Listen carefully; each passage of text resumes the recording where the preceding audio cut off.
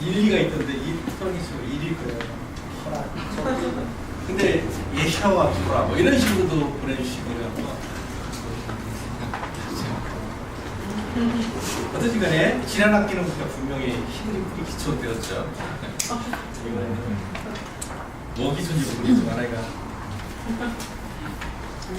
선생님이 제가 가르치는 게 뭔지도 몰라요. 그거 안 가져가시고. 근데 이 과목이 그 저쪽 부천 그쪽에서는 그분이 가르치셨어요. 에브라임 목사님. 그래서 저보고 그 에브라임 목사님 강의를 듣고 목사 앵무새처럼 전하라고 했는데 그러면서 또 보니까 참고문을 주셨어요. 오늘은 우리 참고문에 보내갖고 근데 그 저번 주일에 에브라임 목사님이 저쪽에서 강의할 때 그래서 이제 저도 준비하기 때문에 동영상을 봤거든요. 근데 뭐 했냐면 한 사람씩 나와서 발표하는 거였더라고요. 저번에. 그러니까 나중에 그래서 그러면 막 동영상을 빨리 끝내가서 뒤에 보니까 그때는 또 이제 에브라임 목사님이 이제 강의도 하시는데 그래서 저는 뭐 여러분들한테 나오라고 하지는 않고 그냥 오늘 전윤근 목사님의 강의 자리에서 예시와만 해보겠습니다. 저는 어떤 식으로 하냐면은 성경을 많이 찾아볼 거예요. 그것만 하고 강의 듣는가 봐도 여러분들 저는 여기 와서 깨달은 게 하나가 뭐가 있냐면은 지식이 아무런 쓸모가 없다는 것을 가면 갈수록 깨달아요. 지난주에 했다는 시간에는 다 필요 없다. 다 필요 없다. 이건 우리는 필요 없는 게 아니죠. 왜냐면 지금 아직도 걷지 못하는 사람들, 바깥에 있는 사람들을 위해서 필요를 하는데 이미 들어온 사람들한테는 그 지식이 오히려 저 사탄이 왜 무너졌냐면 노파지라고 해서 무너졌지 않습니까? 그렇구나. 필요 없구나. 그래서 그냥 성경에 뭐라고 했습니까? 말씀과 기도 이 하나만 찾고 그래서 전 또 그렇게 여러분들한테 얘기하는 건 아니고 저도 하나 예를 들어볼게요. 여러분들은 워치만니를 어떻게 생각하는지 모르겠어요. 제가 중국에 갔는데 워치만니에 대해서 이렇게 얘기하니까 구역에서 어떤 사람이 딱 일어나더니 그 2단을 왜 얘기하냐고 딱 제기하고 나섰더라고요. 근데 그런 분들은 참 위험하다기보다도 자기 아집에 생각해, 자기 생각에 고집하는데 또 정확한 건 뭐냐면 그 사람 정확하지도 않아요. 정확한 건 뭐냐면 워치만니가 있었는데 그 제자가 누구죠? 유명한 사람 아세요 혹시? 위트니스 리라고 위트니스 리아이디 중국 사람이 리가 많잖아요. 우리나라도 리. 그 사람이 지 맘대로 해가지고 그 스승의 그거를 조금 변형시켰어요. 그래갖고 뭐랄까 중국에서 완전히 뭔가 자기의 생각을 들어가겠죠. 복음이 변질된 거죠.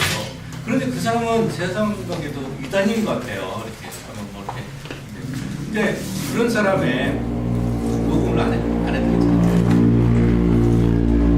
그런 사람의 그걸 제가 말씀드리고 싶은 건 뭐냐면 왜 이 얘기를 하냐면 워치만니가 어떻게 죽은 줄 아세요? 워치만니는 아세요? 알텐데. 예. 제가 어떻게 했냐면은 날씨 더운데 그냥 천천히 가자. 제가 그 계시록을 다 읽어가지고 이 시대는 이제 말씀이 없어지는 시대가 올지도 모른다. 그렇잖아요. 이제 북한 같은 경우는 실제로 말씀이 없잖아요. 자기가 성경 들고 다닐 수가 있습니까? 없죠. 근데 왜 우리는 그런 시대가 와야 안 올 수 있습니까? 모르죠. 지금 들어가는 상황 보면은 우리도 그런 시대가 올 수도 있잖아요. 이 시대.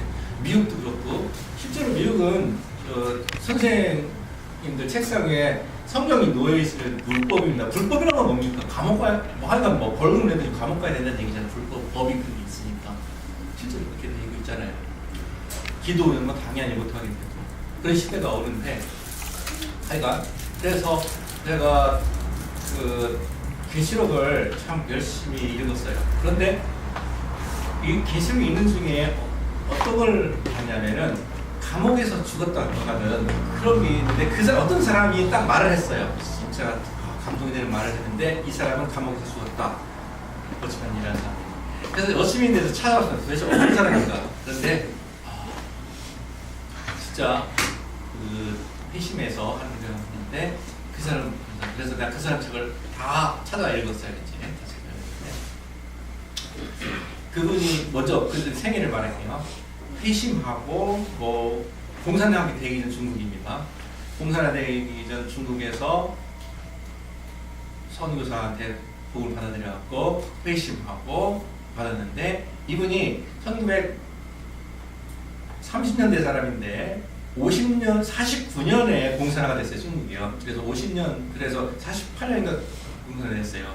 그때 다 쫓겨나가고 다 투옥되고 그랬는데 이분이 50년 그때에 투옥됩니다. 50년대. 근데 제가 그 뭐가 인상 깊었냐면은 한 2m 되고 1m 되는 이만큼 된 방에서 거기서 그분이 의심하니까 20년을 살아가 있었습니다. 20년 거기서 나오신 분이.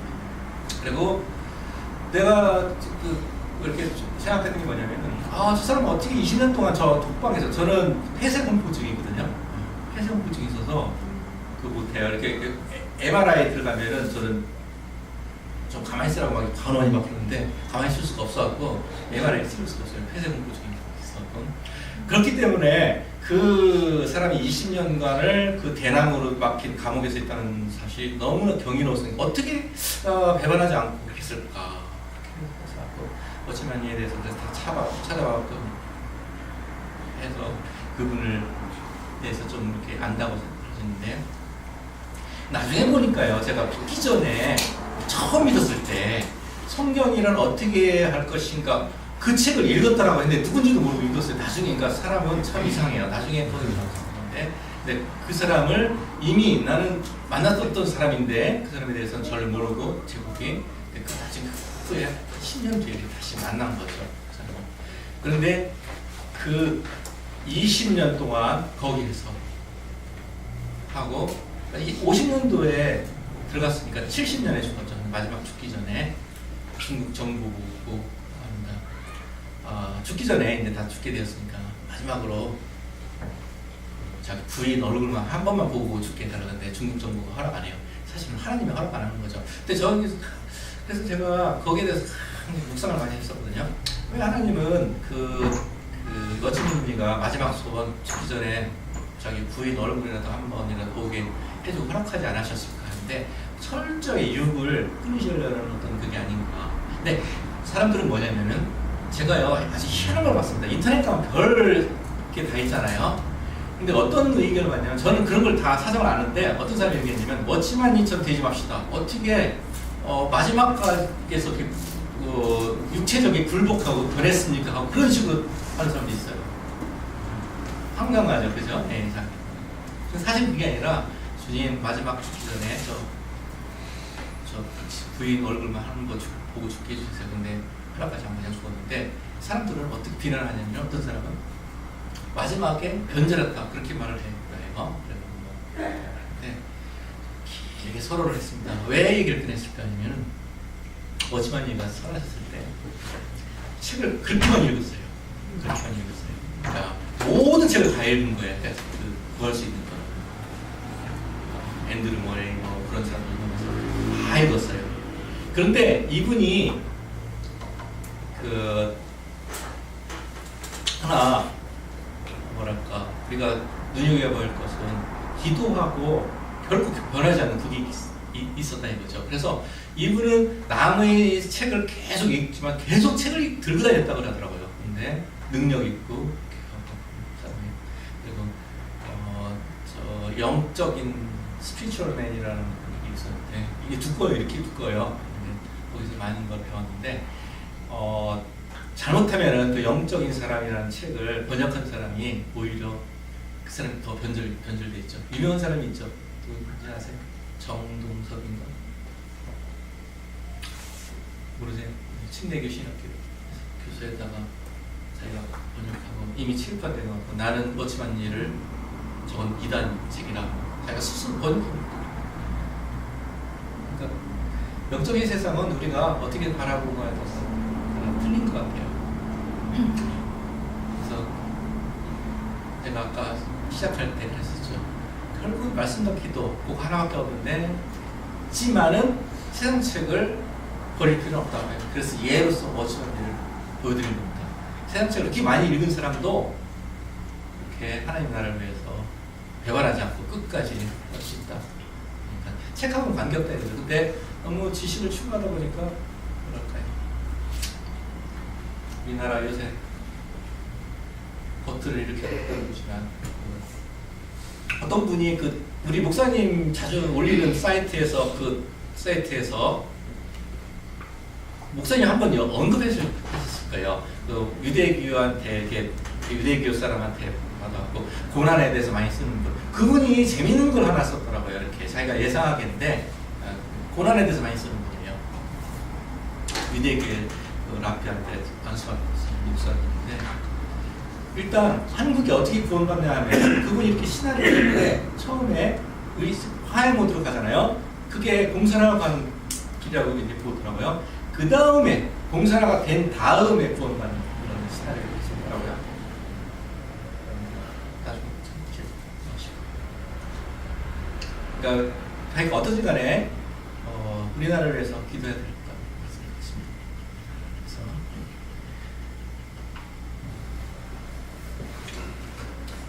그래서 우리는 공부해야 되니까요.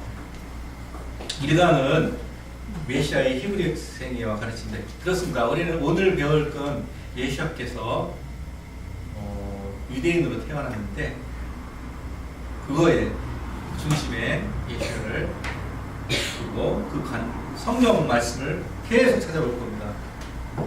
저는 설명을 여러분과 하고 성경이 설명하는 대로 따라가고 하겠습니다. 자, 그러면 히브리적 생애와 가르침인데,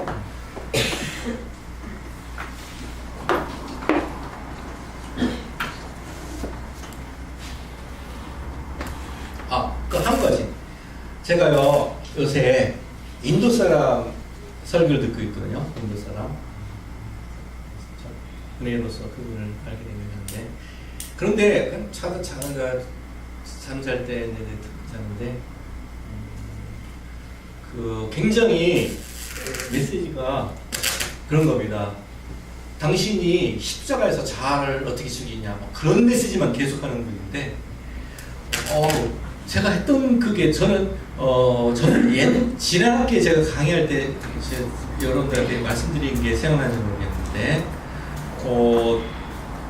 그 얘기를 하더라고요. 저는 워치만니 때문에 생각하는 건데, 워치만니한테 배운 게 뭐냐면은, 여러분들 성경인데 하나님이 가장 싫어하는 게 혼적인 거라고 했었죠. 혼.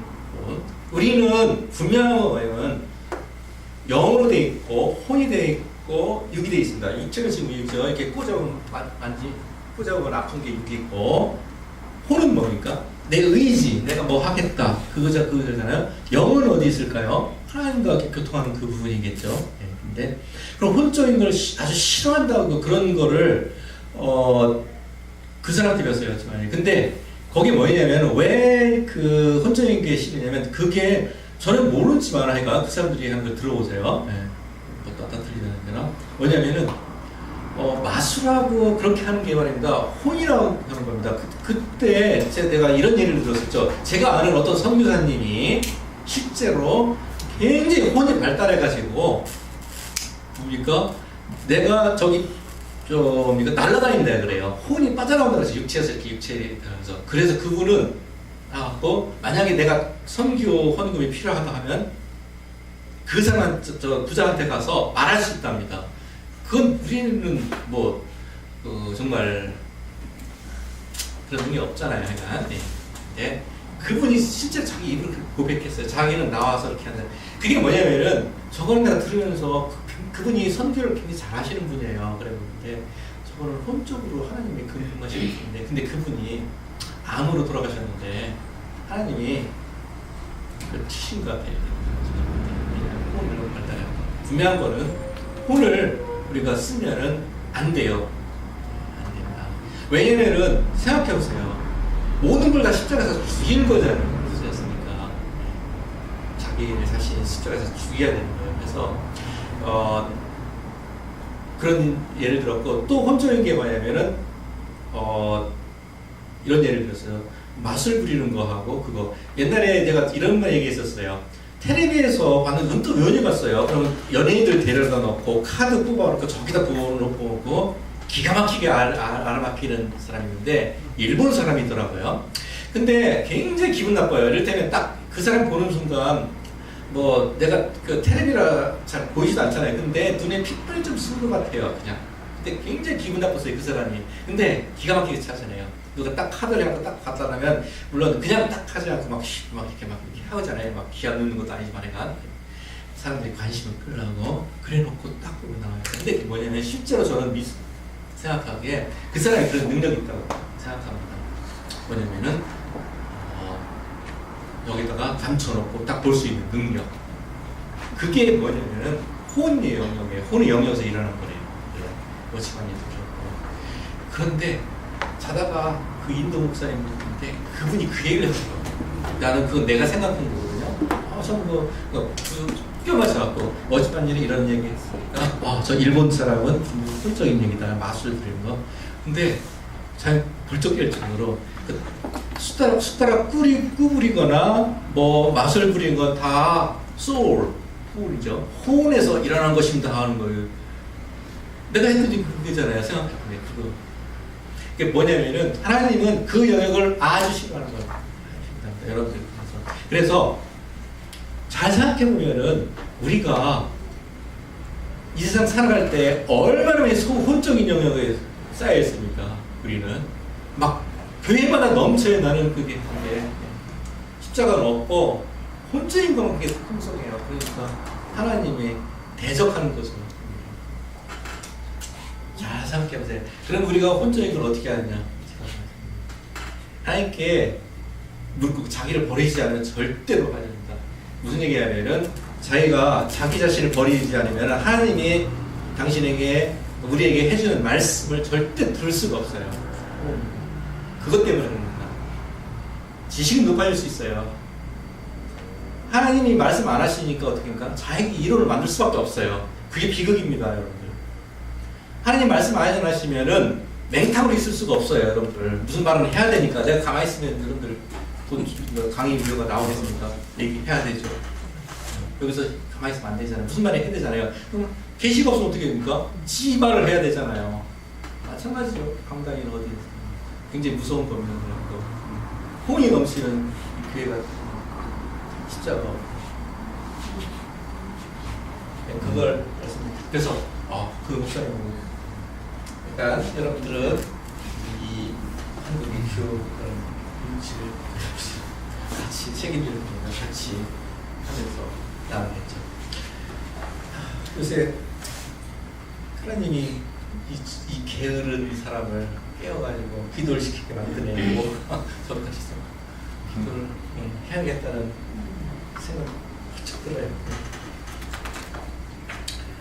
그리고 저를 또 반쪽하게 하는 게 이 보이는 모든 게 다 그림자랍니다. 그림자랍니다.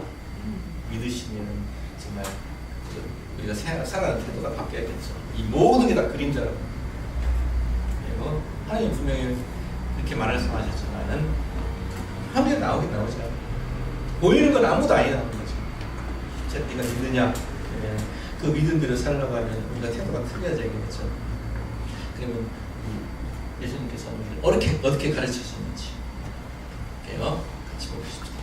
그러면서 저 안에 거한다는 자는 그의 행하시는 대로 자기도 행할지니라. 예수님께서 행하시는 거고 마태복음 5장 14절에 내가 율법이나 선지자나 폐하러 온 줄로 생각하지 말라. 폐하러 온 것이 아니요 완전케 하려 함이로다. 마태복음 5장 14절은 이거를 못 읽는 사람, 이걸 한두 번 들어본 사람은 없을 거예요. 10번 이상 들어봤을 거예요. 우리 이미. 그래서 난 한 번밖에 못 들어봤다 하는 사람은 거짓말하는 겁니다. 10번 이상 들어봤을 거예요. 예수님께서 말씀하신 폐하는 것과 완전케 하는 뜻이라는 것입니다. 히브리 사상 속에 토라를 폐하는 것은 성경을 잘못 해석하는 것이며 토라를 완전케 함은 성경을 옳게 하는 것을 의미한다. 이거 많이 들으셨죠? 예. 그래서 히브리 뿌리 회복에 관한 강의 목적은 그리스도의 신부들이 메시아의 히브리 삶과 가르침을 잘 살펴서 메시아의 유대적인 뿌리를 찾고 배우고 그 안에 거하기 위함이다라고 하는데, 우리가 오늘은 그 포인트가 초점이 예수아입니다. 그래서 첫 번째 예수아를 보면 우리가 예수아는 유대인 랍비였다. 랍비였네. 선생이라고 불렀으니까 랍비였다. 실제로 뭐 공인된 랍비는 아니었겠지만, 그렇죠? 예. 두 번째, 예수아는 안식일을 지키셨다. 세 번째, 예수아는 성경적인 절기를 지키셨다. 예수아는 비유에서 토라를 비유로 토라를 가르치셨다. 이런 식으로 정리했네요. 이거는 참고로 전윤근 목사님이 정리하신 겁니다. 히브리 뿌리를 공부할 때 중요한 일은 유대인적인 것에 너무 집착한 나머지 거기에 붙들기보다는 메시아 안에서 중심적으로 집중되어 있는 모든 것을 깊게 살펴보고 지켜야 된다. 메시아 안에서 중심적으로 집중되어 있는 모든 것을 살펴본다. 유대인으로 태생하신 예수아. 그렇죠? 예수아는 유다지파 출신이다. 이제 여기서부터 이제 우리가 같이 한번 쭉 성경을 찾아보겠습니다. 예, 계시록 5장 5절을 한번 같이 보겠습니다.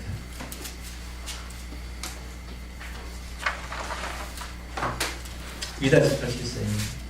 5장 5절.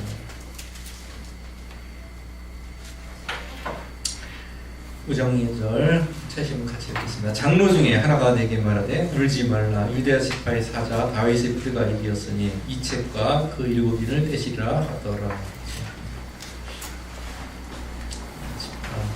다윗의 뿌리. 그런데 이 다윗의 뿌리가 다윗의 왕이라 영원히 서리라고 한 게 선지자들이 있었을까요? 안 있었을까요? 다윗의 뿌리 왕이가 그런 선지서에 있었습니까? 있었죠. 다윗의 왕위가 영원하리라고 선지자들이. 볼까요? 선지자들이 예언했었죠. 다윗의 왕위가 영원하리라. 근데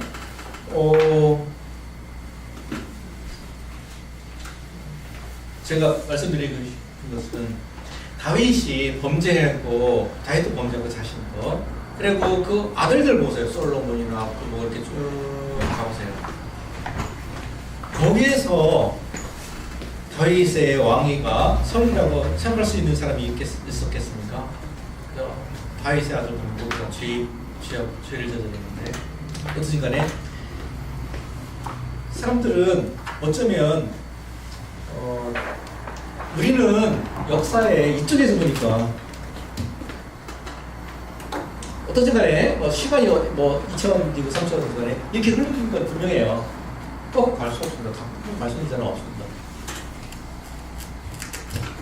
우리는 이쪽에서 바라보고 있잖아요. 여기서 다윗이 있었고 왕들이 있었고, 여기서 예언이 나왔겠죠.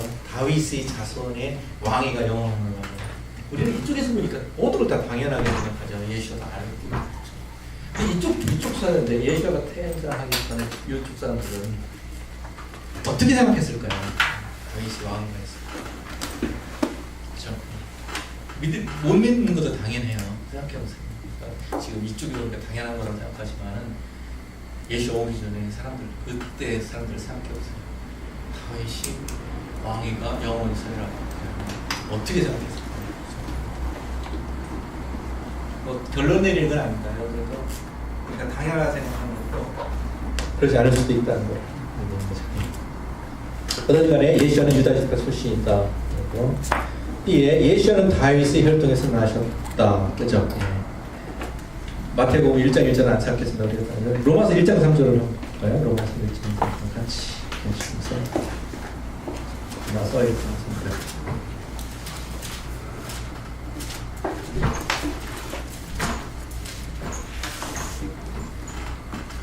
이 아들로 말하면 육신으로는 다윗의 혈통에서 나셨고, 육신으로는 다윗의 혈통에서 나셨고.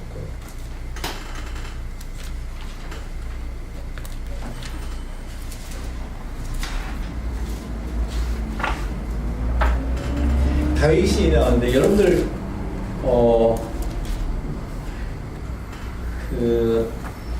죄를 범할 때 우리가 다 사소한 죄를 범하지만 다윗보다 더 엄청난 죄를 지은 사람은 여기 없을 거야. 그죠? 생각해보세요. 옛날에 김진우 목사님이 감옥 그 유신전거 때 밤정부 이렇게 하다가 감옥에 들어가서 할 일이 없어가지고 그 흉악범들 사이에서 성경 얘기를 쭉 해주고 다윗이 그 바세바하고 우리가 죽이고 했더니 그 감옥에 있는 전부 다 나도 나쁜 놈에서 감옥에 갔지만 그 나쁜 놈은 나보다 더 나쁜 놈이라고 막 그냥 막 공개하고 흉악범들이 그런 나쁜 놈이 어디냐 그죠? 그랬다는 일화가 있잖아요. 다윗만큼 나쁜 짓 하는 사람이 별로 없어요. 이스라엘은 다윗을 자랑스럽게 다윗이 그죠? 다윗의 왕이라고 하잖아요. 왕위 예수와의 왕 다윗의 왕이죠. 다윗의 혈통. 하나님은 자랑스럽다고 할지 모르겠지만 하여간 다윗은 나의 마음의 판자라고 분명히 하십니다. 그래서 우리가 말하는 꼴은 그런 거하고 하나님 말하는 거 틀리다. 다음에 10번 예시와는 그의 천사를 교회에 보내 증거하셨다. 그러니까 예시와에 대해서 쭉 말하는 겁니다. 그래서 한번 같이 예시와는 그의 천사를 교회에 보내 증거하셨다. 그죠? 계시록 22장 16절. 계시록 22장 16절. 계시록 22장 16절입니다. 나 예수는 교회들을 위하여 내 사자를 보내어 이것들을 너에게 증거하게 하였노라. 나는 다윗의 뿌리요 자손이니 곧 광명한 새벽이라 하시더라. 나 예수는 교회들을 위하여 내 사자를 보내어 이것들을 너에게 증거하게 말하노라. 나는 다윗의 뿌리요 자손이니. 그러니까 나는 다윗의 뿌리요 자손이라고 분명히 있는 거죠.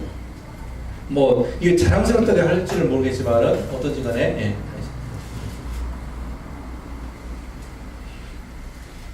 그래서 귀천사를 교회에서 증거하셨고요. 예수와는 히브리 구원의 뜻을 여러분들은 우리가 다 아죠. 왜냐면 마태복음 1장 21절에 아이가 태어난다 그랬는데 예수 그죠? 예, 예수라고 그런 거죠. 예, 그죠? 예.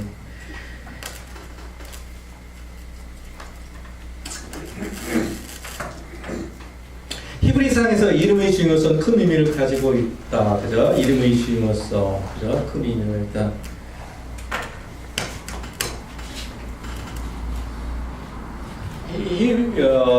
그 뭡니까? 이름이 바뀐 사람이 우리 잘 아는 아브라함하고 사라, 그죠? 네, 가장 중요한. 그리고 또 누가 있을까? 야곱, 그죠? 그거에 대해서 같이 보겠습니다. 아브라함인데 고귀한 아비라는 뜻이라고 하네요. 네. 근데 아브라함은 열국의 아비, 고귀한 아비에서 열국의 아비로 이삭, 야곱이 그 자체 이름이 뒤꿈치를 잡는 자, 속이는 자, 자기를 뺏는 자, 그렇죠. 그런데 야곱이 어떤 면이 좋았을까요? 그냥 아무런 의미가 없이 그냥 하나님께서 야곱을 택하셨을까요? 야곱은 굉장히 우리가 말하면 우리 이 시대 영어로 말하는 거는 굉장한 그러니까 영적이라고 할까요? 이렇게 어떤 사람이죠, 그죠? 예, 영적.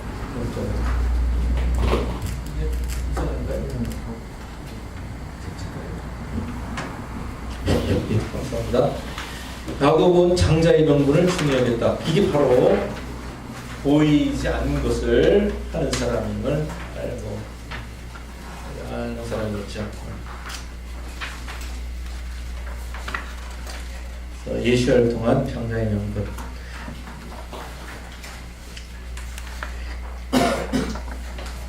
근데 장자의 명분은 누가 받았어요?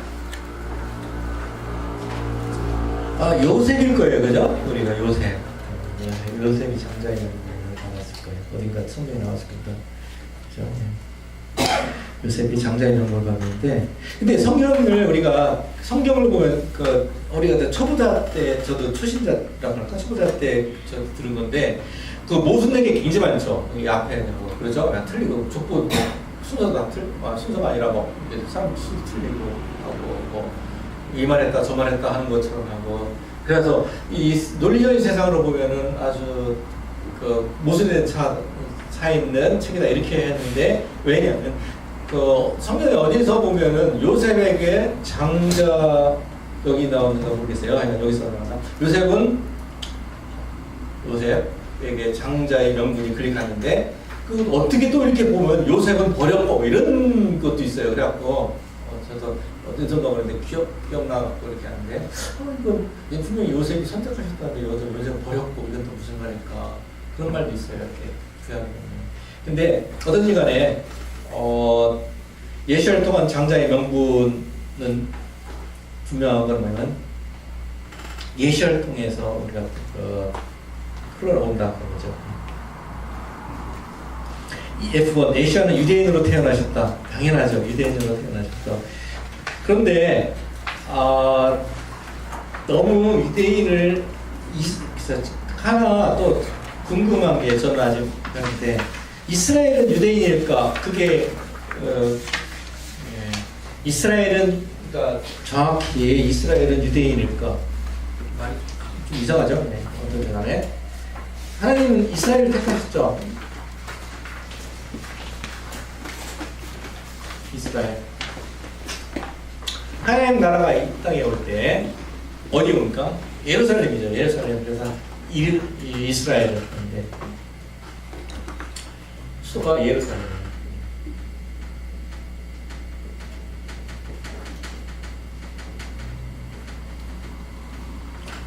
예루살렘. 지금 코란에는 예루살렘이라는 단어가 나오지 않는다고 합니다. 메카만 나오죠. 근데 지금 어떻게 됩니까? 메카를 중심으로 역사가 이루어졌는데 아니에요. 이스라엘 이란 그 대통령이 그랬었잖아요. 1940년까지 그 지도에서 쓸어버리겠다. 이스라엘을 쓸어버리겠다. 1940년까지요. 그러면은 1940년입니다. 2040년까지 쓸어버리겠다. 그렇게 말한다고 합니다. 근데 어떤 유대인 랍비 얘기 들으니까 2040년이면 어떻게 될지 모르겠어요. 저는 그냥 알아보세요. 타브랍니다. 타브가 세 개요. 타브가 맨 마지막 글자잖아요. 예. 마지막 글자. 그때에 뭔가 일어날지.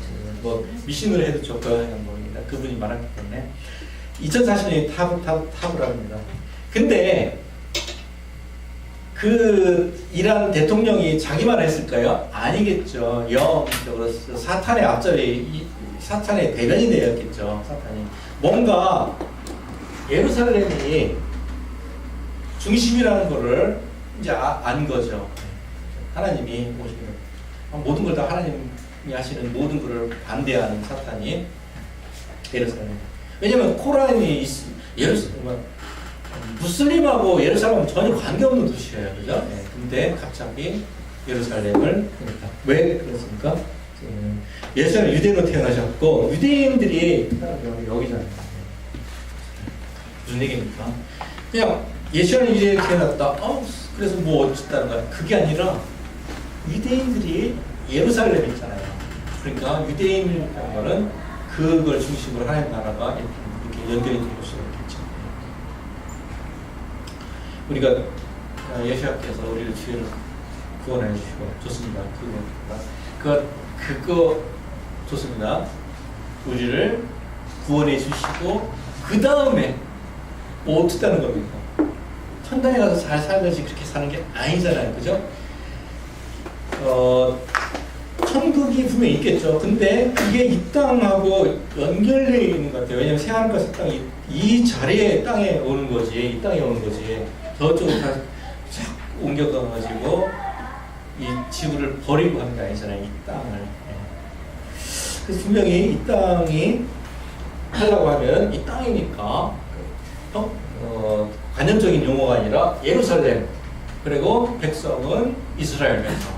그렇죠? 예, 그게 나오는 거죠. 그래서 유대인으로 태어났다라고 하면은 그게 뭐 어쩔 거 그렇게 한 거 깊은 뜻이 있을 수가 있다는 거죠. 그래서 그 쭉 있는데 마리아가 요셉과 동거하기 전에 이렇게 되었고 성령중 결혼이 있다는 병원에 결혼하고 요셉은 마리아와 이혼을 시도하고 하였죠. 버리려고 살짝 조용히 이렇게 하려고 했는데 드러내지 않고 가만히 끊고자 했는데 천사가 요셉에게 꿈에 나타나서 마리아와 끊지 말라고 지시하였다.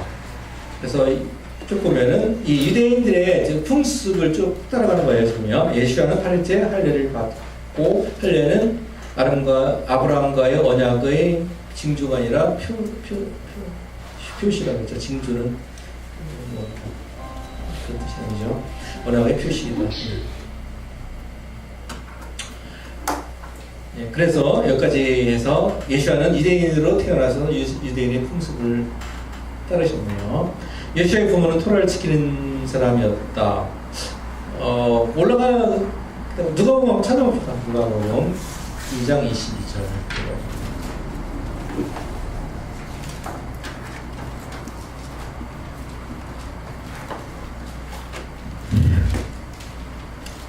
누가복음 2장 22절.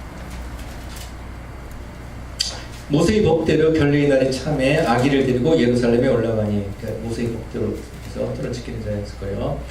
예수와는 베들레헴에서 탄생하셨고 떡집이 되었고, 예수와는 하나님의 떡이고 예수와는 생명의 떡인데, 그러니까 하나님의 떡이 됨을 요한복음 6장 33절 한번 볼까요?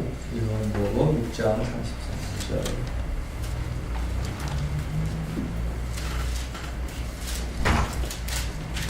자,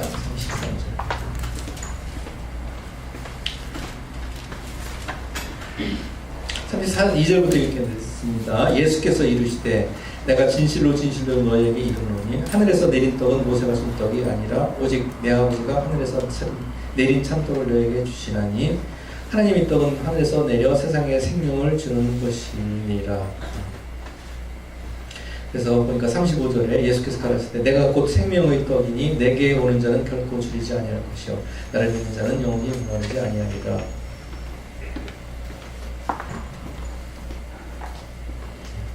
그래서 하나님의 생명의 떡, 그래서 베들레헴에서 태어나신 게 떡집에서 태어난 게 의미가 되고,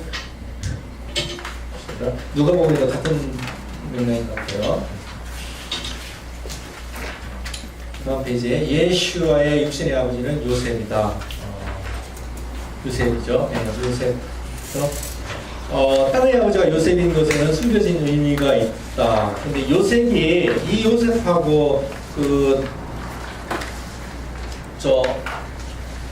이 애굽에서 총리가 된 요셉하고는 틀리지만 이름은 같잖아요. 그거하고 이렇게 연결시킨 것 같아요. 토라에서 요셉은 고난당했지만 이 요셉이 누굽니까? 형제에게 팔려가서 애굽으로 간 그 요셉이죠. 예수의 아버지, 육신의 아버지 그 요셉은 아니겠죠? 애굽이 총리로서 형제와 화해 회복시켰다. 이렇게 이런 식으로 뭐 연결시켜도 되는지 모르겠지만 안 된다는 뜻이 아니다. 그게 너무 이렇게 어떤지 간에 이름이 연결되어 있네요. 두 번째, 유대인이 메시아 예수와 첫 번째는 명령을 지킨 아들. 그래서 예수와는 명령을 지킨 아들이셨다. 그렇죠? 예수와는 12살 되었을 때 토라를 배우시고 선생님들에게 묻기도 하시고 대답하셨다. 그렇죠? 누가복음 2장 41절이며 소년이 12살이 되면 바미츠바, 바가 아들이니까 율법의 아들이라는 성문식을 교행하며 토라의 명령에 책임을 지는 나이임을 선포하는 겁니다. 토라의 명령에 책임을 지는 나이라는 뜻이 바미츠바죠. 율법의 아들. 그래서 명령을 지킨 아들, 그래서 바미츠바에서 우리 12살 때 성전에 가서 선생님들하고 토론했던 것을 보았고, 땅에서의 직업은 목수셨다. 목수 진짜 좋은 적이죠. 마가복음 6장 2절 3절에 한번 볼까요? 마가복음 6장 2절 3절. 실제로 목수라고 나왔는지 모르겠는데 마가복음 6장 2절.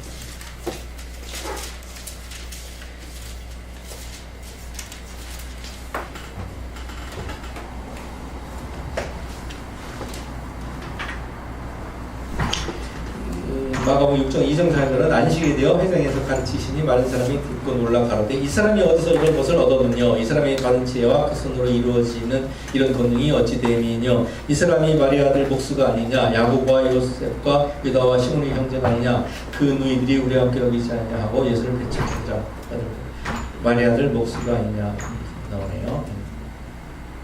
목수는 집을 짓는 자이다. 우리가 베레시트 할 때 그 베레가 집안에 계신 예수를 한다고 말했듯이 목수는 집을 짓는데 그런데 어떤 집을 짓냐면 예수님께서는 이스라엘의 집, 하나님의 집이죠. 하나님의 집을 짓는 분이셨고 그러면은 아까 말했듯이 예루살렘에 이 땅에 하나님의 집이 생겨야 되죠. 그죠? 예. 그리고 집을 짓는 일에 충성을 다하셨다. 집을 짓는 일에 충성을 다하셨다. 그죠?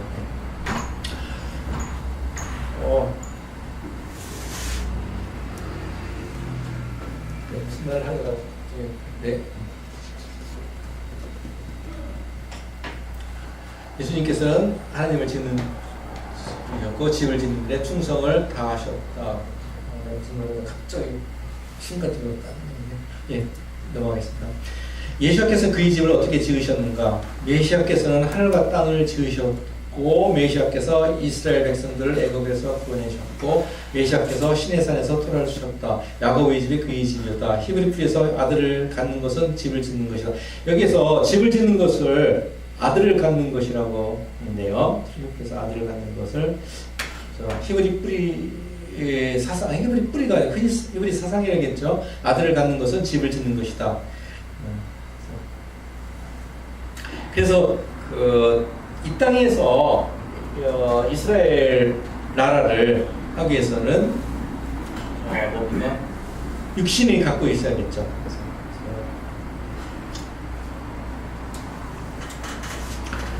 우리가 주기도문에 보면은 하늘에 계신 우리 아버지 이름이 거룩히 여김을 받으시오며 나라가 임하옵시며 제일 먼저 우리가 그렇게 이 하나님 나라가 이 땅에 내려오는 거잖아요.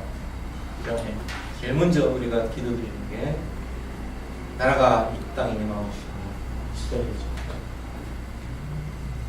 그리고 하나님의 뜻이 하늘에서 이루어진 것 같이 땅에서 이루어진다. 근데 거기에서 이루어진 것 같이 한글로는 뉘앙스가 다 이루어진 것처럼 하나님 이루어진 것 같이. 근데 이루어지는 것처럼 이렇게 번역할 수도 있고, 그러니까 이루어진 것 같이 만약에 그렇다면은 하늘에서는 이미 끝났고 이루어졌고 땅에서도 이제 이루어지시옵소서 그거잖아요. 자전께서 하늘에서 이루어지는 것. 무슨 얘기하면은 영적 싸움은 사단 마귀하고 분명히 싸워야 됩니다, 여러분들. 그렇죠? 여러분들 지금 화해하는 게 아니라 원수의 나라예요. 마귀를 멸하고 오신 예수님이 여러분들의 대장이시고 주인이시라면 당연히 마귀 여러분들이 그 수에 들어서 싸워야 되죠. 분명한 거예요. 이론은 이루어지가 없는데 싸워야 되는데 그 싸움이 하늘에서는 끝났다 이거죠. 이 땅에서 그러니까 이 땅을 누가 차지하느냐 그 싸움. 이 땅을 누가 차지하느냐. 하늘에서 이루어진 것 같이 땅에서 이루어진 거예요. 땅에서 이루어지는데 그 방해하는 세력이 누굽니까? 사탄이죠.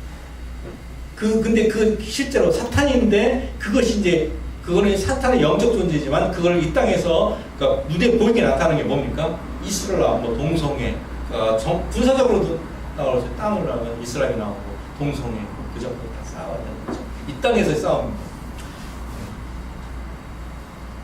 하늘에서는 싸움이 끝났다고는 내가 선포하지 못하겠는데 하늘에서 이루어진 것처럼 땅에서도 이루어지다.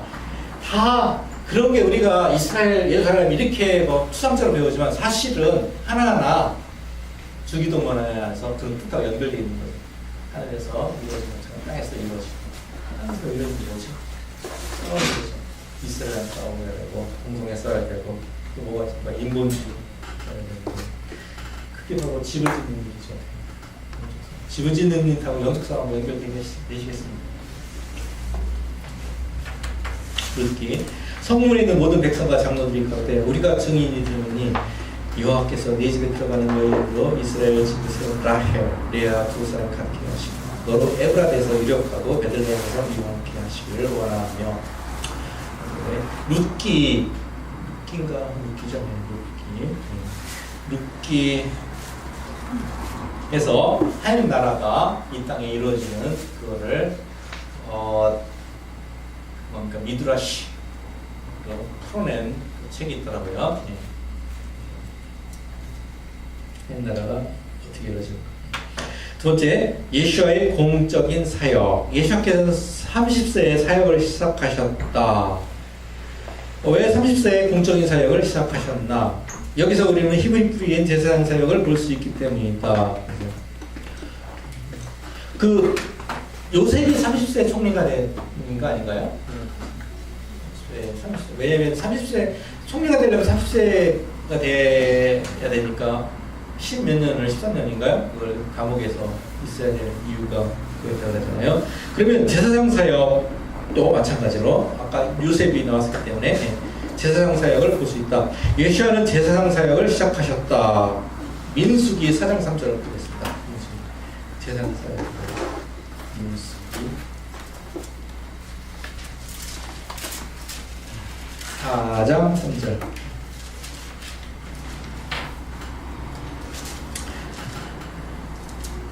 보면은 2절부터 이렇게 읽겠습니다.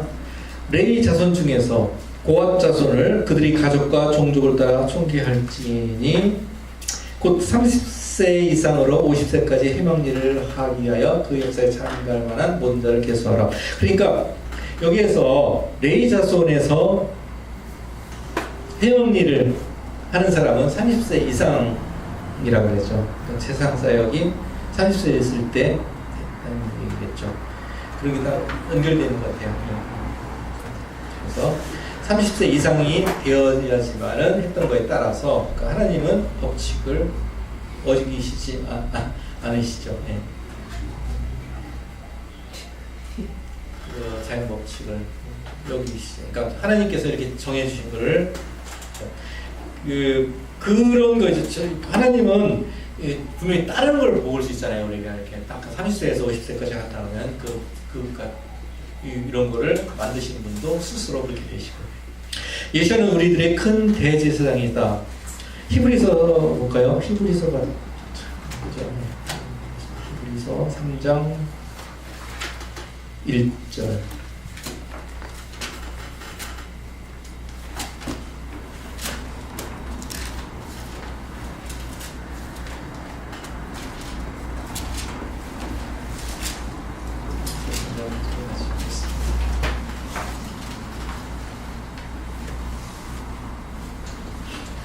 그러므로 함께 하늘이 부르심을 입은 거룩한 형제들아, 우리의 믿는 도래의 사도시며 대제사장이신 예수를 깊이 생각하라.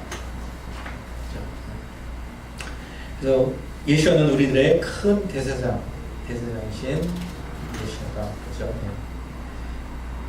그 다음 페이지에 4장 14절을 보면은 그러므로 우리에게 큰 대제사장이 있으니 승천하신 자 곧 하나님 아들 예수시라. 우리가 믿는 도리를 굳게 잡을지어다.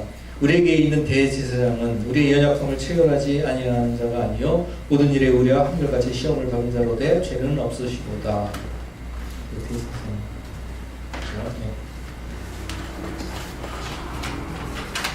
우리는 제사장이고요. 그래서 예수는 멜기세덱의 반차를 따르는 우리들의 대제사장이고, 그죠? 네.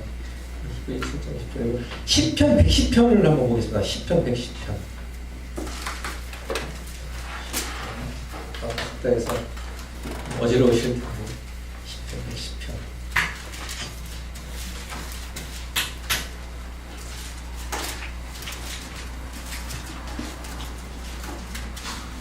여기 보면 4절에 보면은 여호와는 맹세하고 변치 아니하시리라 이르시기를 너는 멜기세덱의 반차를 주사 영원한 제사장이라 하셨도다.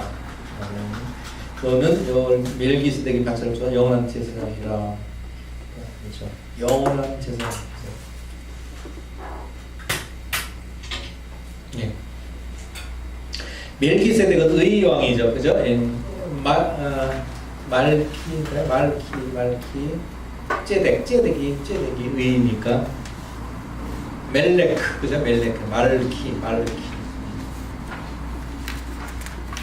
멜기세덱. 2번, 예시아는 우리의 랍비이다. 예시아는 토라를 가르치는 선생이셨고, 예시아는 우리들의 의의 선생이시다. 다시 말하겠습니다. 예시아는 12명의 가까운 토라 학생들을 두셨다. 12명의 가까운 사도들에게 토라를 가르치는 일은 힘리적인 교육 방법이다.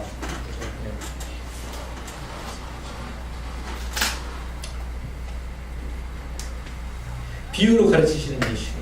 근데 3번이요. 12명의 가까운 토라 학생들을 주셨는데 예수님께서는 자기 제자들에게 너 구원 받았니? 구원의 확신이 있니? 그런 말 절대로 안 물어보셨어요. 그죠? 구원을 받았어.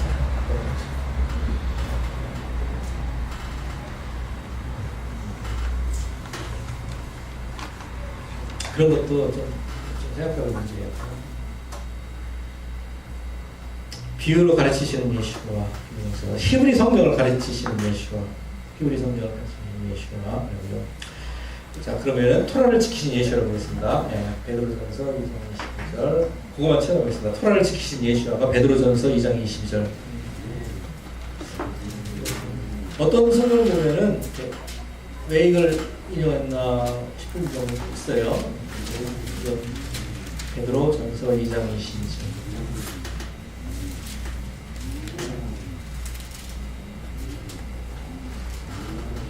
무슨 22절 저는 죄를 범치 아니하시고 그 입에도 괴사도 없으시며 욕을 받으시되 대신 욕하지 않으시고 권한을 받으시되 욕하지 않으시고 오직 공의로 심판하십니다. 토라를 지키신 예수가 그러니까 이거는 무슨 뜻인지 모르겠지만은 저는 죄를 범치 아니하시고 그 입에 괴사도 없으시며 욕을 받으시되 대신 욕을 받으시고 나오는데 그래서 토라를 지키신 예수라고 하는데 다시 하겠습니다. 피하는 것과 완전하게 한 뜻은 피하는 것과 완전하게 한 뜻은 잠깐 그러면 여기에서 저만 하면은 여러분들 너무 심심할 테니까 맨 뒤에 가보세요.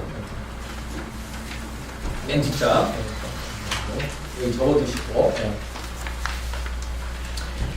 마태복음 5장 14절에 피하는 것과 완전하게 하면서 의미를 들으시오. 아까 피하는 건 뭐라 그랬습니까?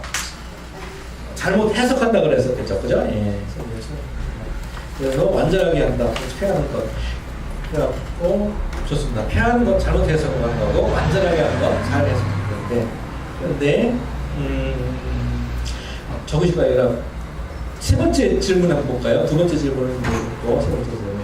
마태복음 앞에 마태복음 5장 14절에서 예수가 패한다는 단어를 말했을 때 이단의 1차적인 의미가 전혀 없었고 2차적인 의미가 나타낸다고 생각하는지에 대해서 한번 적으시고가 아니라 한번 무슨 얘기냐면은 패한다는 건 완전히 2차적인 의미냐의 거죠. 패한다는 거 자체가 패하는 걸 없애는 거잖아요. 1차적인 의미는. 2차적인 의미는 뭐니까 꿀떡 패하는 거 패한다. 제가 히브리어를 잘 모르겠어요. 패는 그야말로 없앤다. 그죠? 두 번째는 뭡니까? 잘못 해석한다?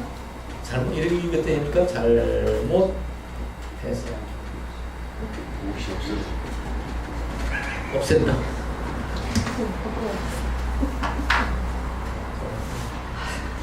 이런 말은 없었을까요? 그냥 한번 궁금해서 해요. 큰 의미는 없는 거. 없앤다. 근데 이 마태복음 5장 14절에 그 말하는 대상이 누구였어요? 유대인이었겠죠. 그때는 예수님 살아 계실 때는 크리스찬들이 없었을 거 아니에요. 유대인들한테 패한다는 말은 좀 이상한 말이죠. 그죠? 그래서 현대교회가 깨달을 게 그런 것 같아요. 왜냐면은 패했다고 하는데 예수님이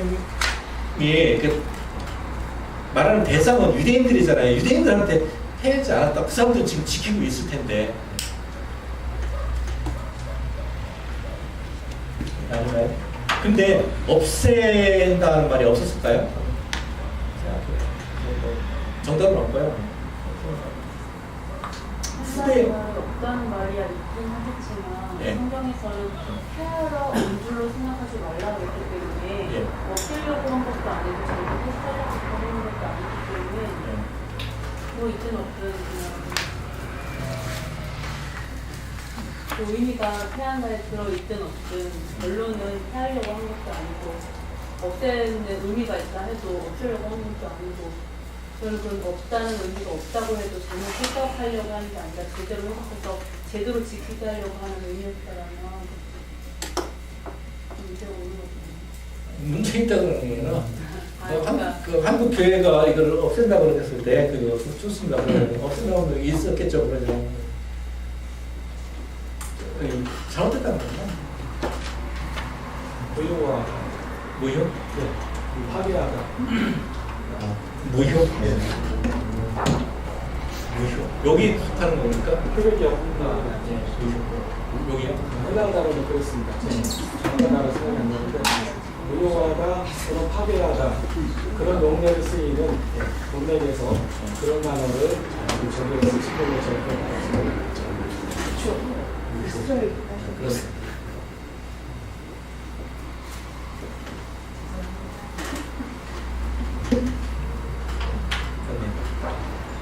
그게 우리가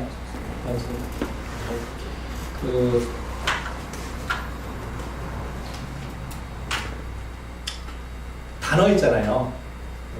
다른 얘기인데 단어 어떤 단어를 쓰는가에 따라서 우리가 그 생각이요, 그러니까 고착된다랄까 돼요. 그러니까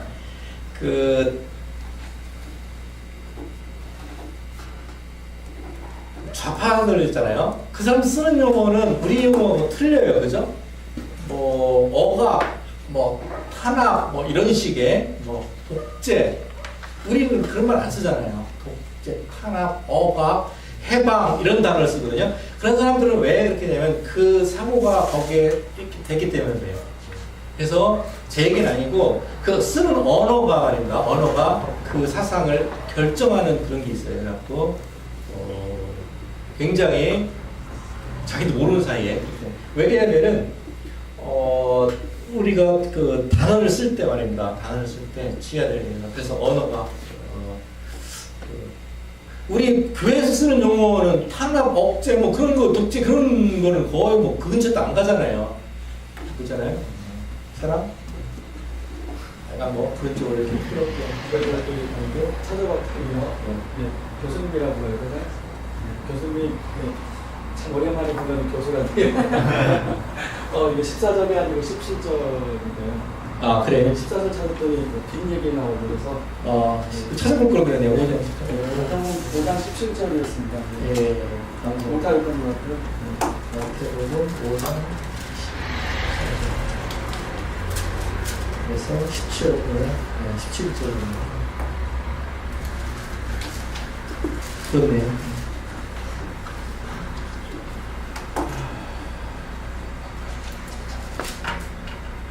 그래서 어차피 아니라 어쨌든 간에 폐하러 오신 것이 아니라 완전하게 그것만 알면 되겠죠. 그죠? 예.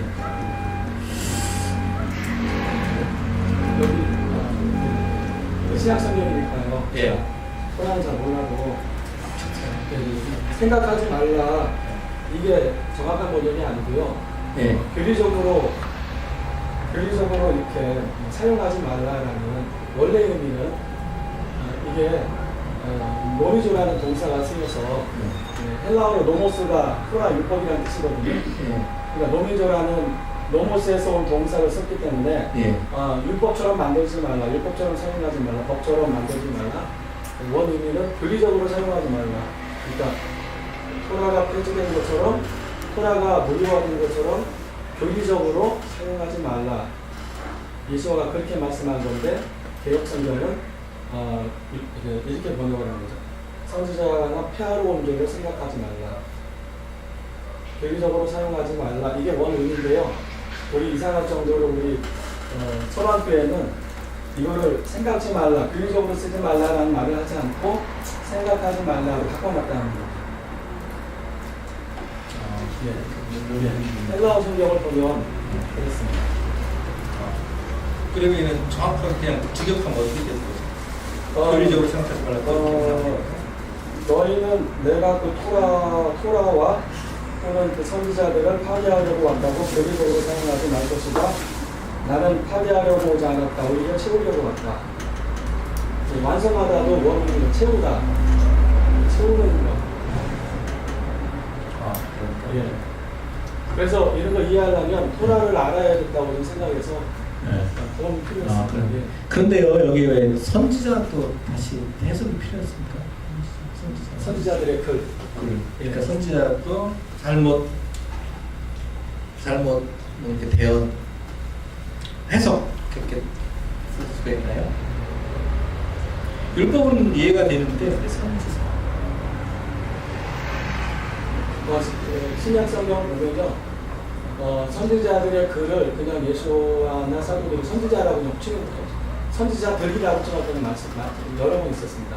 그러니까 선지자들의 뭐 글 이렇게 하지 않고요, 선지자들 이렇게 그들이 쓴 예언서나 글들을 예. 토라를 선지자들이라고 했습니다. 그냥 선지자들, 예. 그렇죠. 예. 근데 그 선지자들 근데 그렇게 갖고 선지자들을 잘못 부여하나 해야지 않는다. 그런 뜻이 이해가 되는 게 선지서나 이런 내용을 보면 굉장히 많은 예언의 말씀도 있고 또 바르게 하는 가르침도 있고 그런데 네. 그거를 잘못 해석해서 그 받아들이는 게 굉장히 많은 것 같더라고요. 마치 율법을 이렇게 왜곡하는 것처럼 그래서 그런 의도로 얘기하신 것 같아요. 저는 이걸 보면서요, 토라 깨지지 않았구나라고 생각을 했어요. 왜냐하면 이슈아가 이미 미래를 보면서 기독교가 이렇게 만들 줄 알고 1세기는 안 그랬거든요. 그러니까 2, 3세기부터 이렇게 만들 줄 알고 니네 토라 깨졌다고 교류하지 마라 이렇게 말한 거라고 저는 이해했습니다. 이 표현을. 근데 개혁성경은 저렇게 번역을 했으니까 저것만 봤을 때는 제가 완전 바보가 된 거죠. 우리가요. 기독교 안에서. 누가요? 아니,